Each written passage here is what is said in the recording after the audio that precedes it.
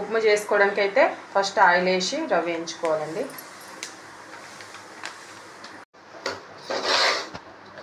ఇంకా రావాలండి, ఎండుమిరపకాయలు, పల్లీలండి, ఉల్లిగడ్డ పేస్టు, ఉల్లిగడ్డలు, క్యారెట్, కరివేపాకండి.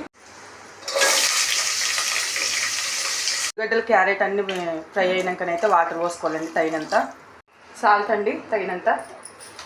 చూడండి ఇట్లా ఎసరు మసులుతుండగానైతే ఇక రవ్వ పోసుకొని కలుపుతుండాలి. ఇక రవ్వనైతే పోషణకి ఎసరు ఇట్లా బాగా కలపాలండి, లేకపోతే ఉండలు కడుతుంది, ఇక మొత్తం గట్టిగా అయిపోతుంది ఇట్లా లడ్డుల్లాగా.